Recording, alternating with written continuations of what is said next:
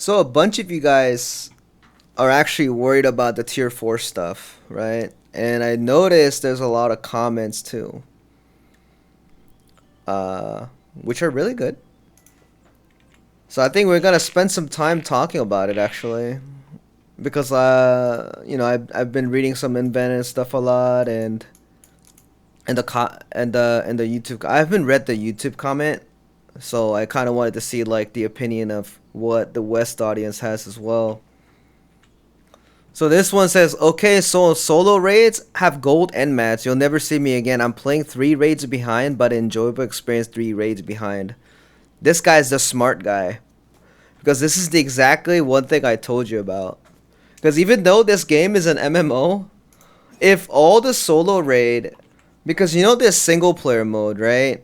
Even though this game's an MMO, later on, if they're going to release it by Voldies, and then they release more stuff, obviously Themine and Echidna and even like Behemoth might be included in it by solo, because you just keep progressing through the end game.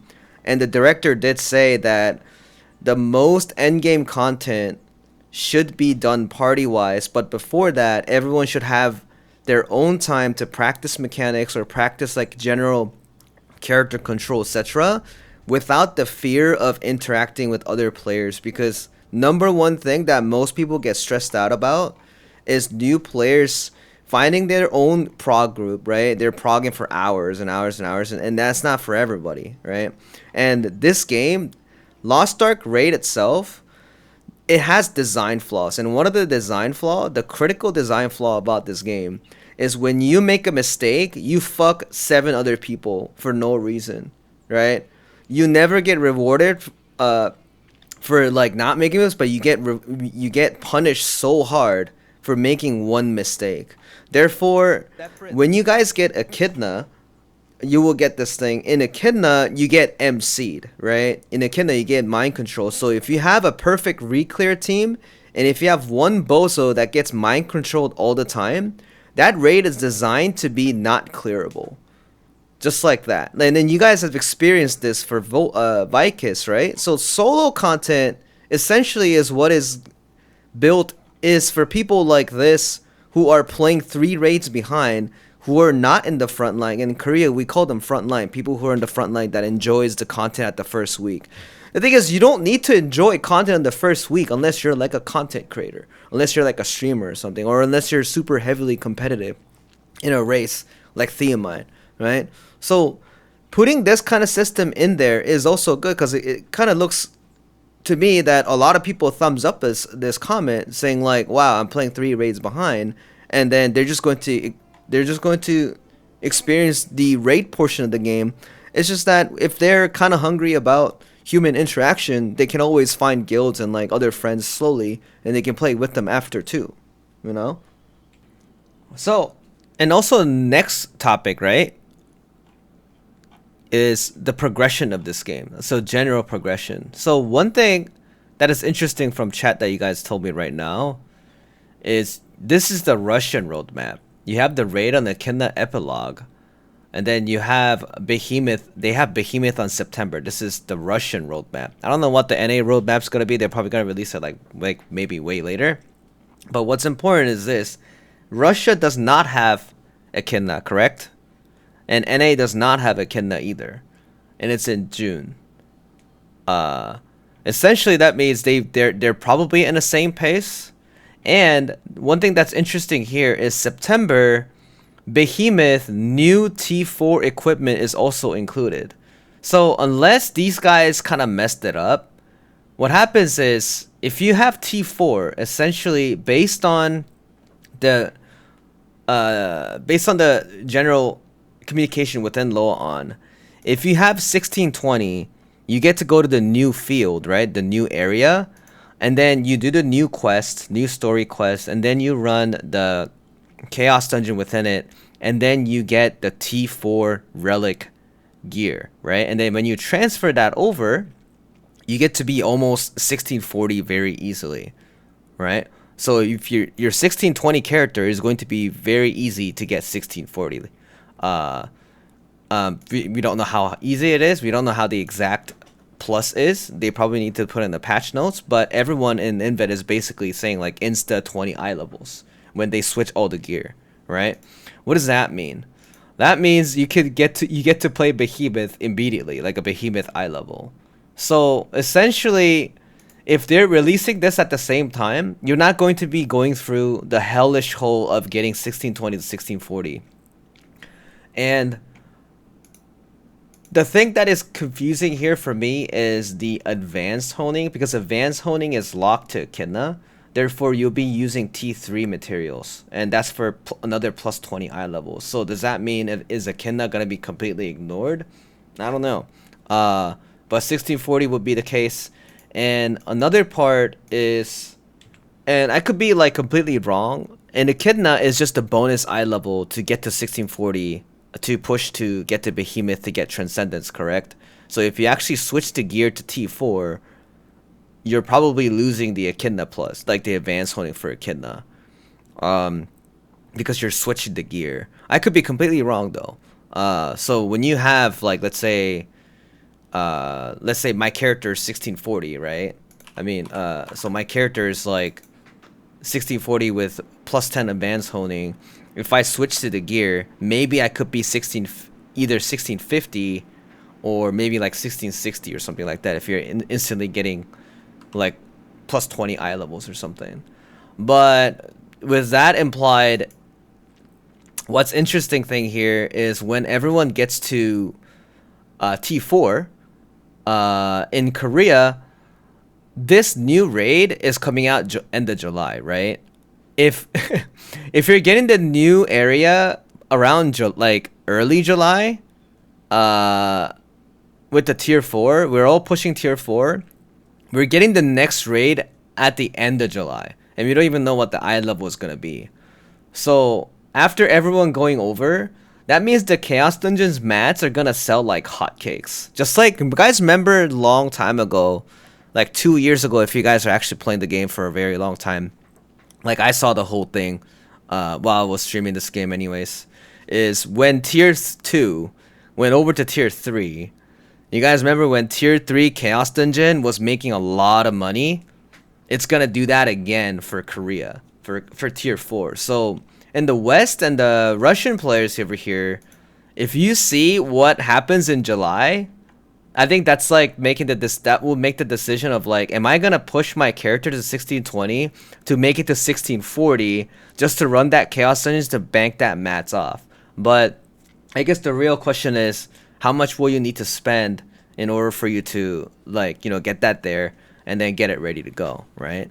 So for a player like me, I already have all these guys, but I'm not gonna play, like I don't want to play more, so this 6 characters are going to be T4, and then they're just gonna be running Chaos Dungeons, and I think these 5 characters are going to funnel my main, which is my Gunlancer, which I want to prog with, to get an even higher eye level to enjoy the raid at the first release. Because getting your character ready for the first release is the hardest part, and in this case, if this update as like Posha, this is Posha, right? Is a popular guy.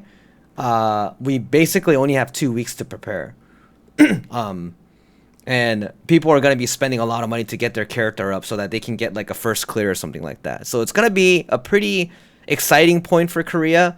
But in this case, for the West audiences, it's just going to be a fun time just to watch, right? And not only that, some other guys are saying things like, the director did say that these tier 3 items can be transferred over. So maybe it's like a 5-to-1 ratio again, because they do have a 5-to-1 ratio. And so the shards and everything, maybe it can go over 5-to-1 ratio, right? So since I have a bunch of them, I thought people are just keeping it, and it seems like the prices are still like kind of same. It went up a little bit, and the reason why it went up a little bit is I think people are so it sold a bunch during Loa on, right? Just because they didn't know what was gonna happen, and then it went up average because I think people are just pushing characters to 1620 to get ready for T4, because 1620 is the eye level that you need to go to the new area, and getting to even 1620 without advanced honing, and then even if you have advanced honing, It takes a lot of mats if you're just trying to like keep push it really fast. So that's probably the only reason. I'm probably like selling it eventually from the leaf stones that I have because you probably don't need it in the future. But generally, I'm just like chilling most of the time, just keeping all these boxes and all that stuff. So in summary, what would be the closest thing for NA, and the West audiences? Looking at Russia, right? If they're getting Behemoth at the same time as T4, if that is technically true, you guys are getting like the Frankenstein version for it. As in, we had to force ourselves to increase our eye level with Echidna, Advanced Honing, to enter Behemoth to do the Weapon Transcendence. The Weapon Transcendence does increase your damage by like 10 to like 13%, I think. It's a lot, but without Weapon Transcendence, Behemoth is actually a really simple raid. The hardest part is getting 16 people, which is stupid. If tier 4 is included on this, the players that are essentially starting, their hardship will be up to 1600 is going to be a little bit easier because of solo content, etc. From 1600 to 1620 is going to be a little bit harder because at 1610 you get to do Echidna norm. Wait, hold up.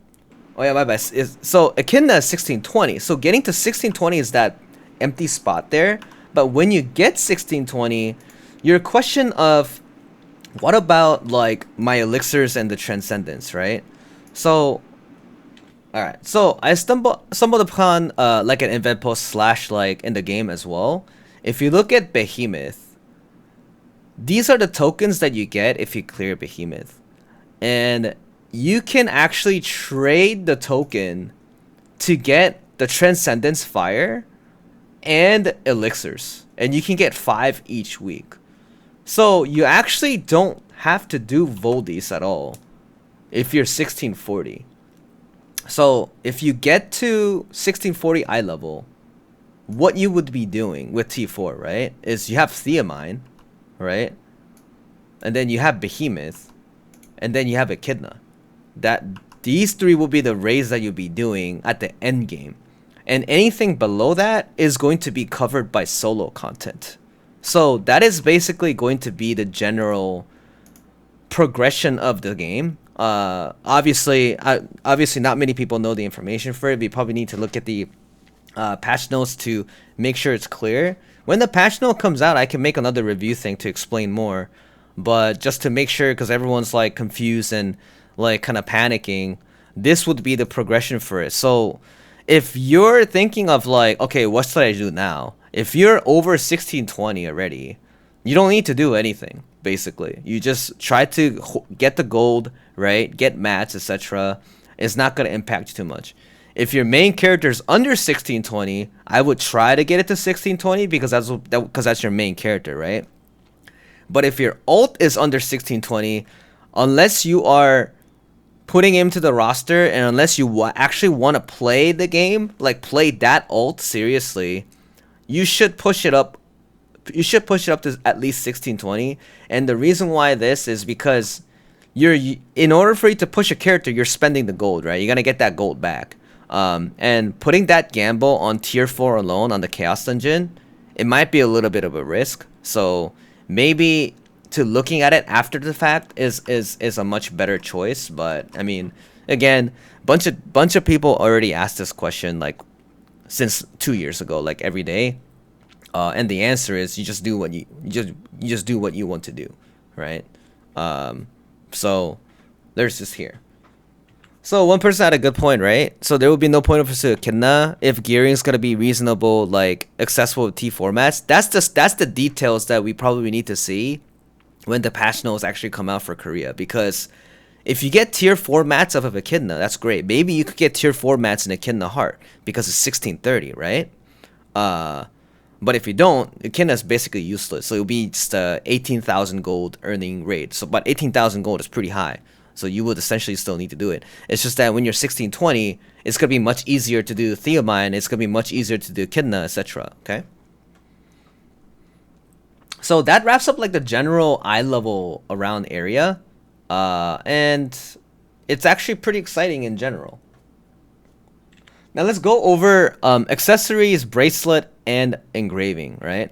Accessory is super simple. Like, let's say you get an accessory and then you get statistics you roll, like level 1, 2, 3.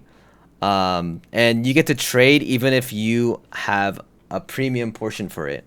So as in my video, you have these level 3 things here, and then you get to roll for specific stats, and then you get to sell that accessory even if it's full. So this accessory has nothing to do with engravings.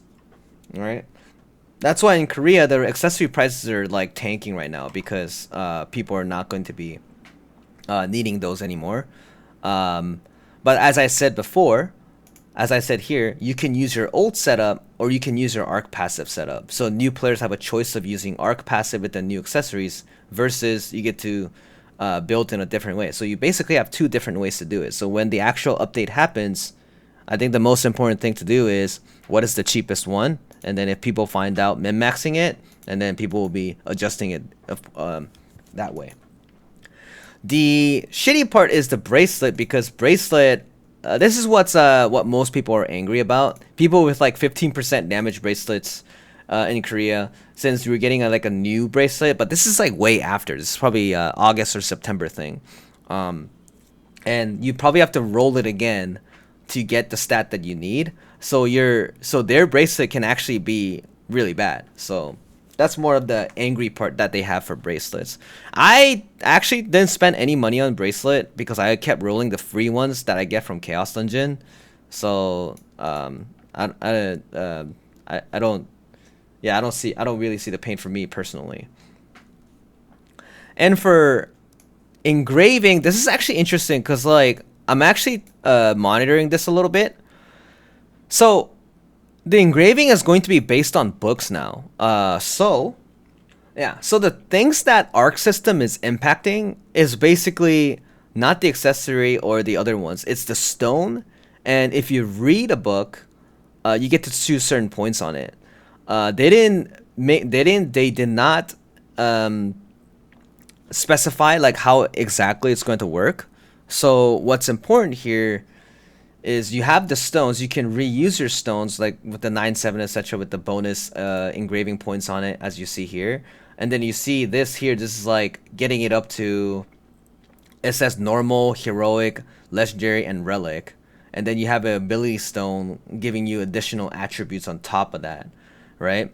So if essentially what Koreans are worried about and panicking is, do we have to read all books? Therefore, so this is the legendary books right now. This is Adrenaline, this is Raid Captain, this is Grudge, this is Keen Blunt, this is Hitmaster, and this is Master of Ambush.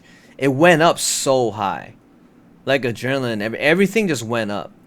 This used to be like like 500. Yeah, this used to be like 1,000. It just skyrocketed right now. Someone even bought it for 10,000 gold. And I can see why. That's what these guys are panicking right now. That Korea's panicking, super panicking for this specific thing. Because if reading book is the only thing that is going to justify what your engraving is going to be, you do need it to read it to legendary. But don't be alarmed though, you should still like monitor it. I ain't buying anything. But for someone like me, I already read everything because I have multiple characters. But I haven't read things like Adrenaline, Hitmaster, Raid Captain, and Master of Ambush. So in this case, what I'm gonna do is, let's say the patch notes say, oh, you have to read the book to enable the engraving to level 3. Then I go, okay, oh shit, well, I'll buy a little bit more then, right?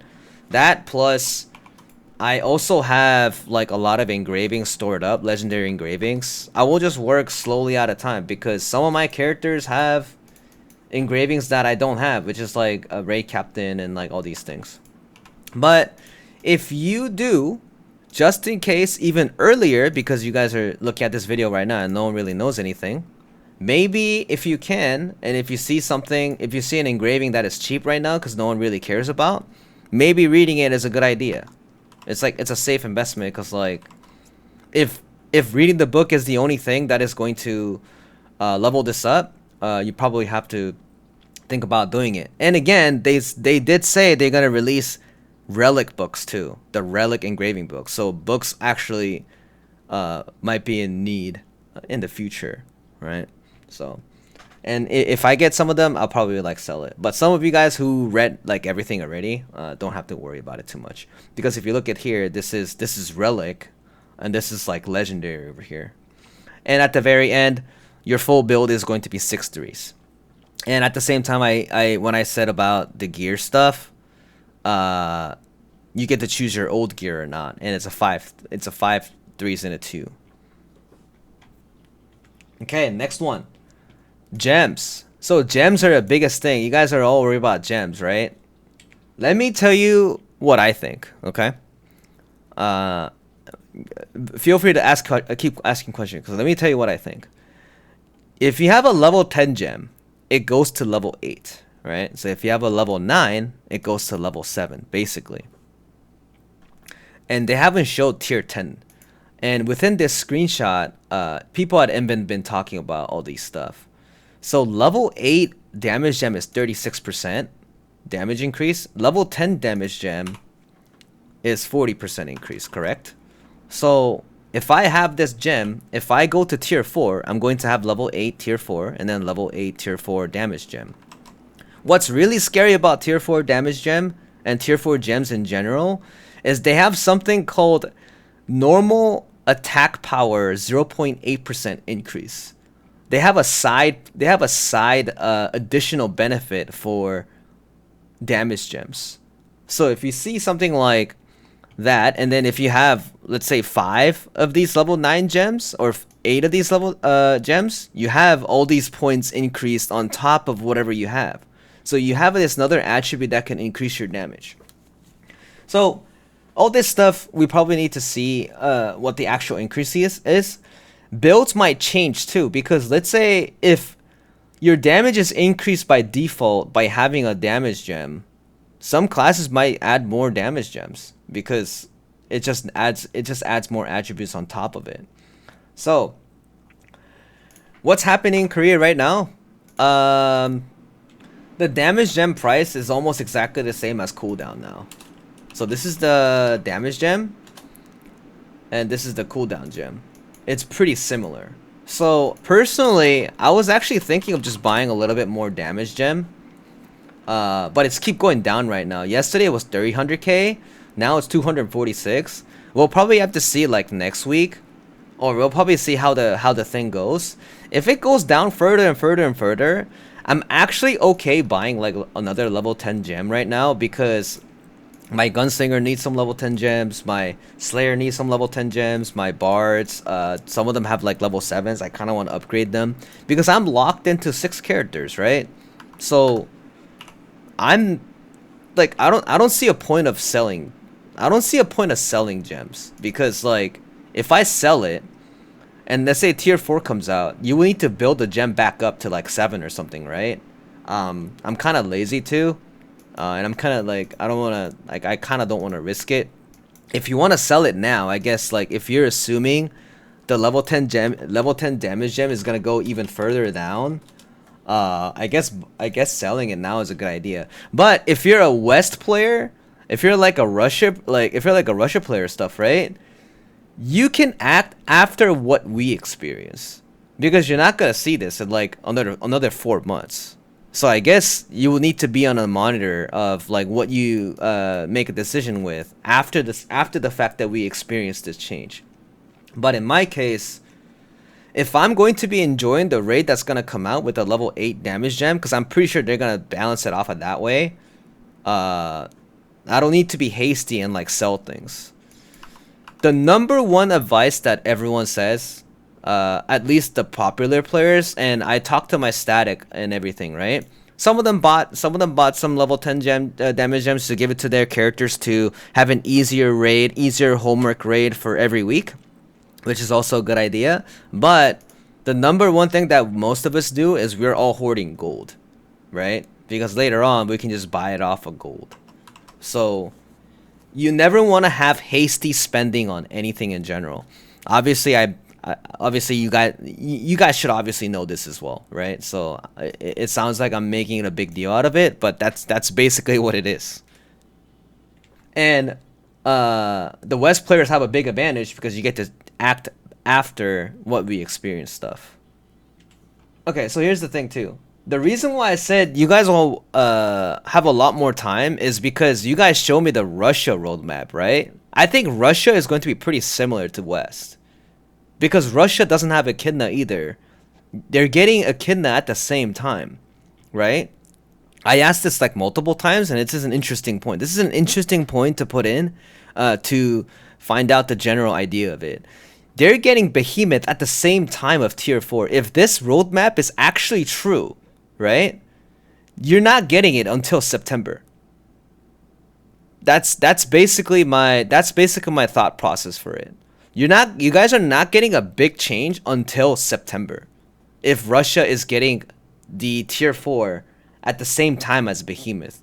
Even this is crazy because we had Behemoth first before Tier 4. And we had to spend a shit ton of gold to get to 1640. You guys remember that? And then at 1640 we do Behemoth, and then we do full weapon transcendence, and now we're waiting for Tier 4. You guys are getting this at the same time. That means you're getting the benefit of not spending any gold to get to 1640 by getting to Tier 4, and then the Behemoth, which is a very easy raid, and then work on whatever the gem that is needed as well, right? And Transcendence Weapon, you can do it on at the same time to get ready for the new raid, which it comes out, for us, it's like end of the month, right? So hypothetically, you would be thinking of like maybe November, maybe or October or November. So this kind of stuff is, to me, is pretty good. So let's wrap it up. Right? So Korea's update is not that far off compared to West, right? So before, long time ago, we were like years ahead, so my thought process were like a little bit different. You guys may get this same thing, like this the new Mokoko Express after too. And what's important about this is they're going to nerf up to 1580 in terms of in terms of spending gold and spending time and spending gold on it. What's really important here is since they're going to nerf up to 1580, you're going to be spending a little bit of time on Tier 3, which is 1580 to 1620, right? And they already have a Super Mokoko Express for Korea to alleviate this particular grind session here. And as soon as you get to 1620, you get to jump to 1640, and you're running Behemoth, you're running Echidna, and then you're going to be running a running Theomine. And the problem is, what about my Elixir and what about my Transcendences, right? Behemoth gives you Transcendence, and Behemoth gives you Elixir on top of the scales that they give you. So for new players, Behemoth is going to probably be the #1 source for everything because they give you Transcendence, right? And it gives you Elixir at the same time. And if you're at 1640, your eye level is so high to a point that, let's say your Elixir is a little bit to the back side, and then let's say you have like,